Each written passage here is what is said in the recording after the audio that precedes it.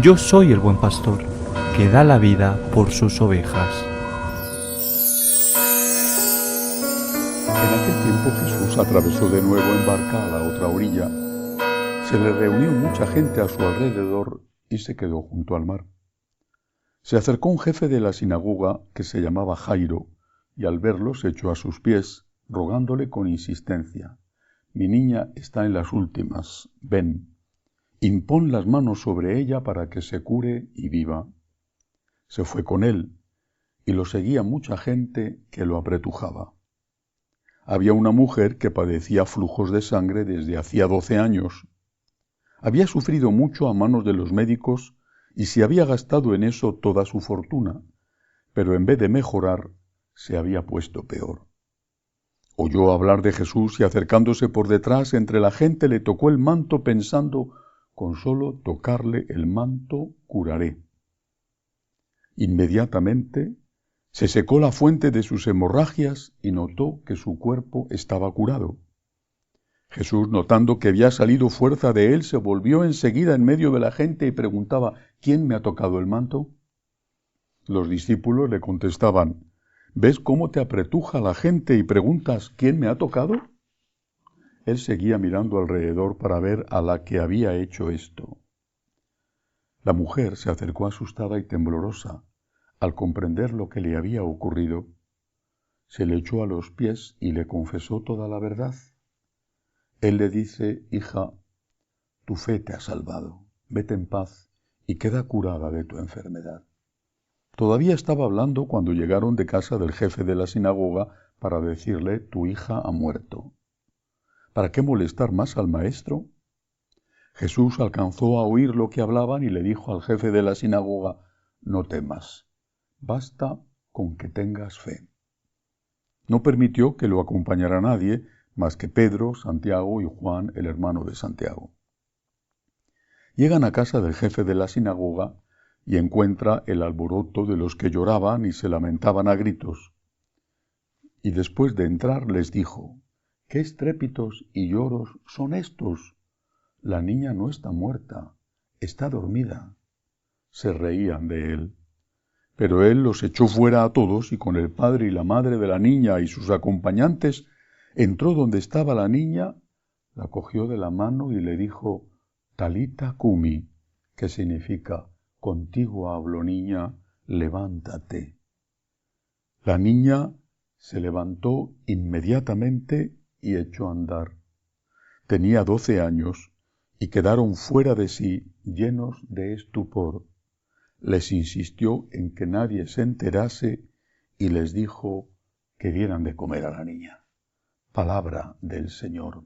Gloria a ti, Señor Jesús. San Marcos nos cuenta en este fragmento de su Evangelio 2 milagros. Quizá el más conocido es el segundo, el de la resurrección de la niña, de la hija del jefe de la sinagoga, Jairo. Pero quiero empezar a meditar sobre el primero, porque me parece algo que ha sucedido y que está sucediendo, y creo que también sucederá. Esta mujer que tiene flujos de sangre, hemorragias, y que no sabían la causa, no era una persona que está enferma y que acude a Jesús. Es alguien, lo dice el Evangelio, que padecía flujos de sangre desde hacía 12 años. Había sufrido mucho a manos de los médicos y se había gastado en eso toda su fortuna, pero en vez de mejorar, se había puesto peor. Estamos ante un caso concreto, pero a la vez es un ejemplo, es un símbolo. Esta mujer tenía una enfermedad, pero simboliza a todos aquellos que buscan la felicidad. La buscan. Se han puesto en manos de muchos médicos, no me refiero a médicos físicos, de muchos gurús, de muchos que les han prometido la felicidad. Te daré la felicidad con la droga. Te daré la felicidad con el éxito profesional. Te daré la felicidad con el sexo. Te daré la felicidad casándote con esta persona o con aquella otra. te daré la felicidad con la corrupción, te daré la felicidad cuando vendas tu alma al diablo. Dice el Evangelio que se había gastado en eso toda su fortuna. La fortuna es económica, pero la mayor fortuna es el paso del tiempo. ¿Cuántos jóvenes conozco que están perdiendo su vida buscando la felicidad donde no la van a encontrar nunca? Sí, tienen momentos de felicidad, claro, pero luego te viene el bajón, porque te das cuenta de que aquello en lo que habías puesto tus ilusiones y tus esperanzas no te llena. Sientes no solo el mismo vacío, sino mayor todavía. Y de nuevo te ofrecen otra felicidad, otro médico.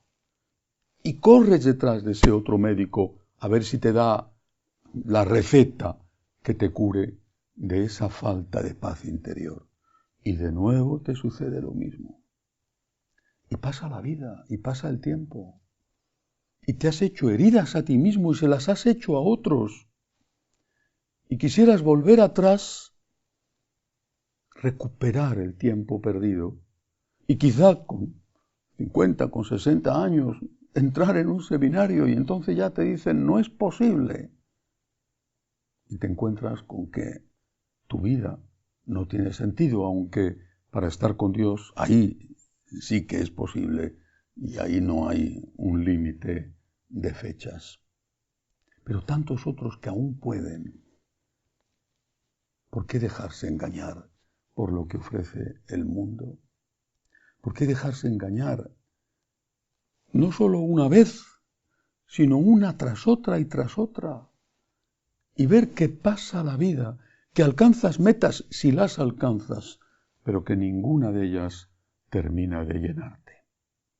Solo Cristo, y basta con tocarle el manto, basta con acercarse a Él con fe, solo Cristo puede saciar esa necesidad de felicidad que tienes.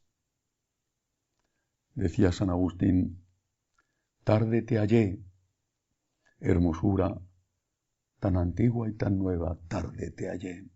Tú estabas dentro de mí y yo fuera. Y yo, ciego como era, te buscaba en aquellas cosas que sin ti no existirían. Cuando lo encontró, se entregó a él por completo. No perdamos más el tiempo, no pierdas más el tiempo.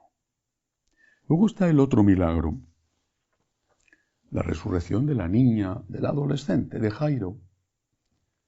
Una resurrección tampoco cabe atribuirla a la sugestión.